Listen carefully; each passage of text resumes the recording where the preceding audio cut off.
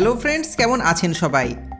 আজকের ভিডিও দেখার পর আপনার চিরচেনা নারকেলকে আপনি একেবারে ভিন্ন চোখে দেখবেন। হ্যাঁ, নারকেল চাষ সম্পর্কে আজকে থাকছে এমনই কিছু ভিন্নধর্মী চিত্র, যা দেখার পর আপনি নারকেলকে আরও একবার নতুন করে চিনবেন। একটি নারকেল গাছ ছোট থেকে বড় হয়ে তাতে ফল ধরতে প্রায় 3 থেকে 6 বছর সময় লেগে যায়। আর নারকেলের গাছে ফুল আসার পর তা পরিপক্ক নারকেল হতে প্রায় 9 মাস সময় লাগে।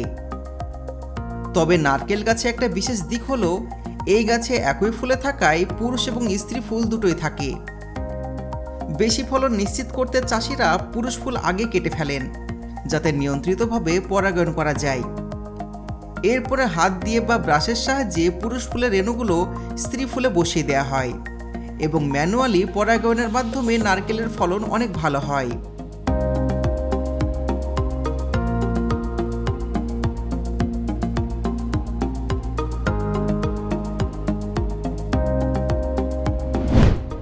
নারকেল শুকিয়ে এলে গাছ থেকে নামানোর কাজটাও করা হয় অত্যন্ত দক্ষতার সাথে। কেউ কেউ তো খালি পায়ে 100 ফুট উচ্চতার একটা গাছে উঠে পড়েন। তবে ঝুঁকি কমাতে এখন অনেক জায়গাতে পোল মেথড বা লম্বা বাঁশের মাথায় কাস্তে লাগিয়ে নারকেল পাড়া হয়। তবে নারকেল গাছ থেকে নামার সব থেকে সহজ আর ঝুঁকিমুক্ত উপায় হলো হাইড্রোলিক এলিভেটর। কিন্তু এটা কিছুটা ব্যয়বহুল হওয়ায় অনেক চাষিরা এই পদ্ধতি এড়িয়ে চলেন।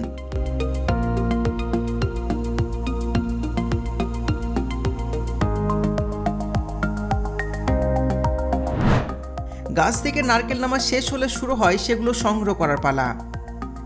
খুবই সুন্দর উপায়ে নারকেলগুলো সংগ্রহ করে এবং প্রসেসিংয়ের জন্য নেওয়া হয়। কেউ কেউ পানির ক্যানেল ব্যবহার করে ভাসিয়ে নিয়ে নৌকার মাধ্যমে নারকেল পরিবহন করেন। এতে করে সময় আর খরচ দুটোই বেঁচে যায়। তবে এরকম অভিনব ব্যবস্থা যাদের নেই, তাদের ট্রাকে করে নারকেল প্রসেসিং ইউনিটে পাঠাতে হয়।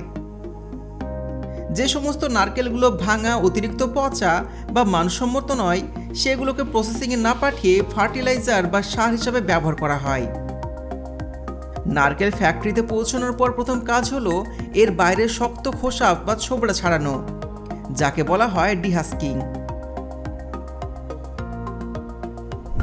আমাদের দেশে আমরা সাধারণত কাস্তে বা লোহার শিকলের ওপর নারকেল বসিয়ে হাতের সাহায্যে কাজটা করলেও বিশাল ফ্যাক্টরিতে বর্তমানে আধুনিক ডিহাস্কিং মেশিন ব্যবহার করা হয়। এই মেশিনে দুটো বিশাল বড় দাঁতের রোলার থাকে, যা সেকেন্ডের মধ্যে নারকেলের বাইরের ছোবড়াগুলো খুলে ফেলে এবং খুলিয়ে আলাদা করে দেয়। এরপরে একদল দক্ষ শ্রমিক নিজের হাতের সাহায্যে অবিশ্বাস্য দ্রুত গতিতে নারকেলের শক্ত আবরণটি ভেঙে ফেলেন। তবে এই কাজ তাদের খুব সাবধানে করতে হয়, যাতে ভেতরের সাদা অংশটি অক্ষত থাকে।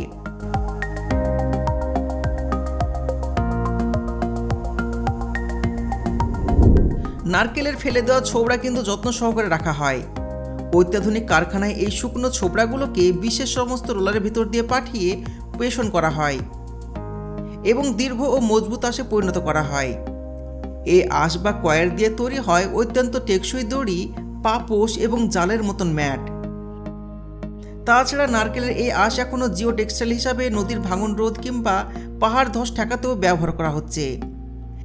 এমনকি কোথাও কোথাও রাস্তা নির্মাণের সময় মাটির স্থায়িত্ব বাড়াতে এই নারকেলের ছোবড়া দিয়ে বানানো বিশেষ এক জাল ব্যবহার করা হয়। তাই বলা যায় নারকেলের বাইরের এই ফেলে দেওয়া অংশটি এখন $বিলিয়ন একটা আলাদা শিল্পে পরিণত হয়েছে, যেখানে পরিত্যক্ত আবর্জনা থেকে তৈরি হচ্ছে বিশ্বমানের সমস্ত সামগ্রী।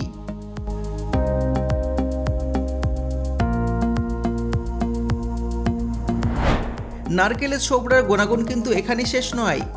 ছোবড়া থেকে আঁশ বের করে নেওয়ার পর যে ধুলার মতন অংশটি অবশিষ্ট থাকে, তাকে বলা হয় কোকোপিট। একসময় এটাকে বর্জ্য হিসাবে ফেলে দেওয়া হলেও আধুনিক কৃষিতে এটি এখন কালো সোনা। এই কোকোপিটকে বিশাল সমস্ত মেশিনে উচ্চ চাপে কম্প্রেস করে তৈরি করা হয় শক্ত ব্লক বা গ্লো স্ল্যাব। বর্তমানে মাটি ছাড়াই চাষাবাসের আধুনিক পদ্ধতি বা হাইড্রোপনিক্সে এই কোকোপিটই হলো প্রধান ভরসা। এই কোকোপিটের বিশেষত্ব হলো এটি নিজের ওজনের চাইতেও 10 গুণ বেশি পানি ধরে রাখতে পারে এবং গাছের শিকড়ে পর্যাপ্ত অক্সিজেন সরবরাহ করে। টমেটো, শসা, মরিচ সহ বিভিন্ন সবজি চাষ করতে আজ এই প্রযুক্তি ব্যবহার করে কম জায়গাতে অনেক বেশি ফলন পাওয়া সম্ভব হচ্ছে।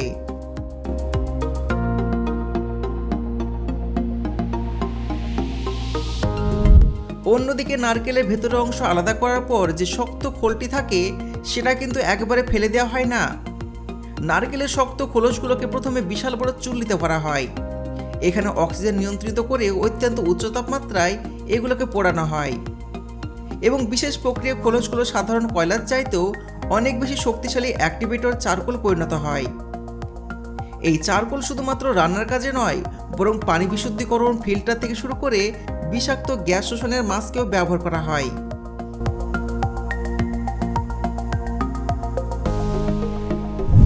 এই খোলস দিয়ে তৈরি করা হচ্ছে ব্রিকেট। চারকোলের গুঁড়োগুলোকে মেশিনের সাহায্যে উচ্চ চাপে ছোট ব্লকে পরিণত করা হয়। এই ব্রিকেটগুলো সাধারণ কয়লার চাইতে অনেক বেশি সময় ধরে জ্বলে এবং এর ধোঁয়াও খুবই কম হয়। বর্তমান বিশ্বে একে বায়োফুয়েল বা পরিবেশ বান্ধব জ্বালানি হিসাবে দেখা হচ্ছে।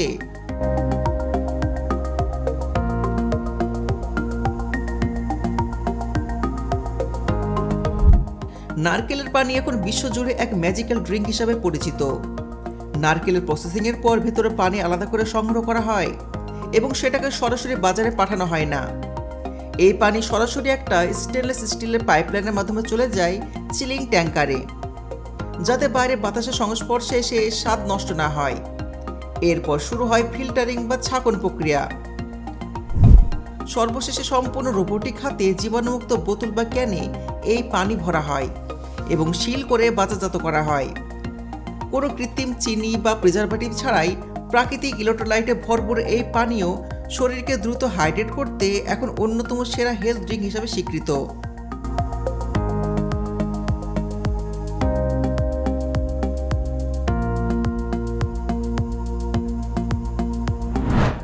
নারকেলের পানি আলাদা করার পর ভিতরে সাদা অংশ বা কার্নেল ধুয়ে পরিষ্কার করা হয় এবং ছোট ছোট ফ্লকে কেটে নেওয়া হয়।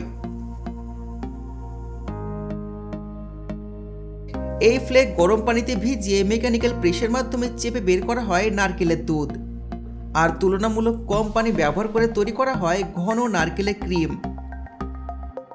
দুধ এবং ক্রিম সংগ্রহের পর সেগুলো প্রেসারাইজ করে প্যাকেটজাত করা হয়। দুধ বের করার পর যে শুকনো অংশটি থেকে যায় সেটি শুকিয়ে এবং গুঁড়ো করে তৈরি করা হয় নারকেলের আটা, যা গ্লুটেন ফ্রি হওয়ায় বেকারিতে বেশ জনপ্রিয়। আর সরাসরি শুকনো নারকেলের কুচি থেকে তৈরি হয় ডিসইনটিগ্রেট কোকোনাট, যা মিষ্টান্ন ও বেকিংয়ের কাজে ব্যবহৃত হয়। এটা হয়তো আপনারা সবাই অনেক বেশি খেয়েছেন। নারকেলের শুকনো শাঁস বা ফ্লেক্স প্রেস করে যে তেল বের করা হয় সেটাই মূলত নারকেলের তেল, যা শুধুমাত্র রান্নাতেই নয়, শিল্পক্ষেত্রেও ব্যাপকভাবে ব্যবহৃত হয়। আরও এক ধাপ এগিয়ে কিছু দেশে নারকেলের তেল থেকে বায়োজেট ফুয়েল তৈরির গবেষণা চলছে, যা ভবিষ্যতে জ্বালানির খাতে এক বিকল্প সমাধান হতে পারে। তো বন্ধুরা, আজকের ভিডিওটি দেখার পর নারকেল হয়তো আগের মতন সাধারণ একটি ফল বলে মনে হবে না। একটি নারকেলের প্রতিটি অংশ, ছোবড়া থেকে খোলস, পানি থেকে সাদা শ্বাস, সব কিছুর পেছনে লুকিয়ে আছে টেকনোলজি, শ্রম আর মানুষের দীর্ঘ পরিশ্রমের গল্প। বাগান থেকে ফ্যাক্টরি আর সেখান থেকে বিশ্ববাজার, এই পুরো যাত্রাটায় নারকেলকে শুধু খাবার নয়, বরং একটা সম্পূর্ণ শিল্পে পরিণত করেছে। তো বন্ধুরা, পরবর্তী ভিডিও আপনার কোন টপিকে দেখতে চান অবশ্যই আমাদেরকে কমেন্টে জানাবেন।